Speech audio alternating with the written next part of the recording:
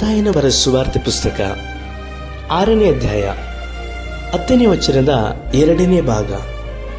ಪರಲೋಕದಲ್ಲಿ ನಿಮ್ಮ ಚಿತ್ತವು ನೆರವೇರುವ ಪ್ರಕಾರ ಭೂಲೋಕದಲ್ಲಿಯೂ ನೆರವೇರಲಿ. ಕರ್ತನಲ್ಲಿ ಪ್ರೀತಿಯ ದೇವಜನರೇ, ದೇವರ ಚಿತ್ತ ಅನ್ನುವಂಥದ್ದು ಒಂದು ಬ್ರಹ್ಮಾಂಡವಾಗಿರುವಂಥ ಕಾರ್ಯವೇ ಆಗಿದೆ.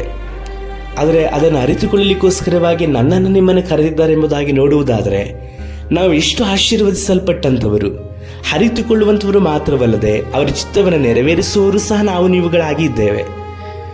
ಪರಲೋಕದಲ್ಲಿ ಅನುದಿನವೂ ಸಹ ದೇವರ ಚಿತ್ತ ಸರಾಗವಾಗಿ ನೆರವೇರುತ್ತಾ ಇದೆ. ಅಲ್ಲಿ ದೇವರನ್ನು ಆರಾಧಿಸುವಂಥ ದೇವದೂತರುಗಳು, ಕೆರೂಬಿಯರು, ಸೆರಾಫಿಯರು ಇವರೆಲ್ಲರೂ ಸಹ ದೇವರ ಚಿತ್ತವನ್ನು ನೆರವೇರಿಸದ ದೇವರನ್ನು ಯಾವಾಗಲೂ ಸಹ ಸಂತೋಷವಾಗಿ ಇರುವವರಾಗಿ ಅವರು ಕಾಣಿಸಿಕೊಳ್ಳುತ್ತಾ ಇದ್ದಾರೆ. ಇಂದು ದೇವರು ಈ ಭೂಮಿಯ ಮೇಲೆ 2 ವಿಧವಾದಂಥ ಚಿತ್ತವನ್ನು ಇಟ್ಟಿದ್ದಾರೆ. ಒಂದು, ಎಲ್ಲ ಮನುಷ್ಯರು ಸಹ ರಕ್ಷಣೆ ಹೊಂದಬೇಕು ಅನ್ನುವಂಥದ್ದು ಅವರ ಚಿತ್ತವಾಗಿ ಇದೆ. ಎರಡನೆಯದಾಗಿ, ಈ ಎಲ್ಲ ಮನುಷ್ಯರ ರಕ್ಷಣೆ ಹೊಂದಬೇಕು ಅನ್ನುವುದಕ್ಕಾಗಿ ದೇವರು ನೇಮಿಸಿರುವಂತಹ ಸಭೆ. ಹೌದು, ಯೇಸು ಕರ್ತನು ತನ್ನ ಸ್ವರಕ್ತದಿಂದ ಸಂಪಾದಿಸಿಕೊಂಡಂಥ ಸಭೆಯಾಗಿ ನಿಮ್ಮನ್ನು ನನ್ನನ್ನು ಕೂಡ ಸಭೆಯಲ್ಲಿ ದೇವರು ಇಟ್ಟಿದ್ದಾರೆ. ಈ ಸಭೆಯಿಂದಲೇ ದೇವರು ತನ್ನ ಚಿತ್ತವನ್ನು ನೆರವೇರಿಸಲಿಕ್ಕೋಸ್ಕರವಾಗಿ ಈ ಭೂಮಿಯ ಮೇಲೆ ಕೆಲವರನ್ನು ಅಪೊಸ್ತಲರನ್ನಾಗಿ, ಪ್ರವಾದಿಗಳನ್ನಾಗಿ, ಸುವಾರ್ತಿಕರನ್ನಾಗಿ, ಸೇವೆ ಮಾಡುವವರನ್ನಾಗಿ, ಬೋಧಕರನ್ನಾಗಿ, ಹೀಗೆ 5 ವಿಧವಾದಂಥ ಸೇವೆಯಲ್ಲಿ ಇಟ್ಟಿದ್ದಾರೆ. ನಾವು ತುಂಬ ಸೊಗಸಾಗಿ ಹಾಡುಗಾರಿಕೆ ಇತ್ತು ಅಂತಂದರೆ ನಾವು ಆರಾಧನೆ ಮಾಡುವಂಥದ್ದಲ್ಲ. ದೇವರ ಚಿತ್ತ ಅದು ನಮ್ಮ ಜೀವಿತದಲ್ಲಿ ಇದೆಯಾ? ಆ ಉದ್ದೇಶಕ್ಕೋಸ್ಕರವಾಗಿ ನಾವು ಆರಿಸಿ ತೆಗೆದುಕೊಂಡಿದ್ದೇವಾ? ನಾವು ತುಂಬ ಚೆನ್ನಾಗಿ ಕೆಲಸ ಮಾಡುವವರಾಗಿ ಇತ್ತು ಅಂತಂದರೆ ಅಡಿಗೆ ಕೆಲಸವನ್ನು ಅಥವಾ ಕಸ ಗುಡಿಸುವಂಥ ಕೆಲಸ ಅಲ್ಲ.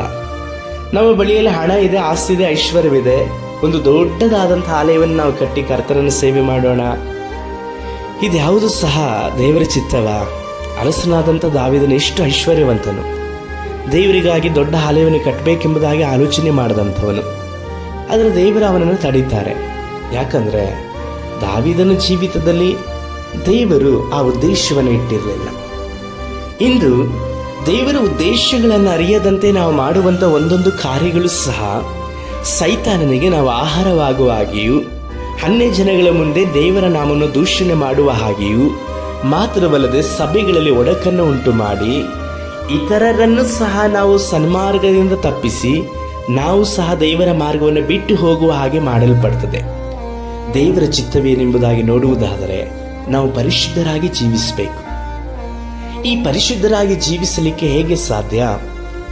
ಅವರ ಮೇಲೆ ನಂಬಿಕೆ ಇಡುವಂಥದ್ದು, ವಿಧೇಯರಾಗುವಂಥದ್ದು, ಮಾರ್ಗದಲ್ಲಿ ನಡೆಯುವಂಥದ್ದು, ಕಾರ್ಯಗಳ ಮುಖಾಂತರವಾಗಿ ನಾವು ಕರ್ತನನ್ನು ಮೆಚ್ಚಿಸುವಂಥದ್ದು, ಹೀಗೆ ಒಂದೊಂದು ಕ್ರಮಗಳಿಂದಲೂ ಉಪಕ್ರಮಗಳನ್ನು ನಾವು ಅನುಸರಿಸುತ್ತಾ ಕರ್ತನನ್ನು ಸಂತೋಷಪಡಿಸುವಾಗ ಅವರ ಚಿತ್ತವನ್ನು ನಾವು ಮಾಡುವ ಹಾಗೆ ಅಂಥ ಜ್ಞಾನವು, ಬಲವು ದೇವರಿಂದಲೇ ನಮಗೆ ದೊರಕುತ್ತದೆ. ಇಂದು ನೀವು ದೇವರ ಚಿತ್ತದನುಸಾರವಾಗಿ ಜೀವಿಸ್ತಾ ಇದ್ದೀರಾ? ದೇವರ ಚಿತ್ತಾನುಸಾರವಾಗಿ ನಿಮ್ಮ ಜೀವಿತವಿದೆಯಾ? ಪ್ರಾರ್ಥಿಸೋಣ. ಸರ್ವಶಕ್ತನಾದ ದೇವರೇ, ನಾವು ನಿಮ್ಮ ಚಿತ್ತವನ್ನು ಅರಿತುಕೊಂಡು ಅದರಂತೆ ಜೀವಿಸುವ ಹಾಗೆ ನಮಗೆ ನಿಮ್ಮ ಬಲವೂ, ಸಹಾಯವೂ, ಜ್ಞಾನವೂ ದೊರಕಲಿ. ಯೇಸು ಕರ್ತನ ನಾಮದಲ್ಲಿ ತಂದೆಯೇ, ಆಮೇನ್.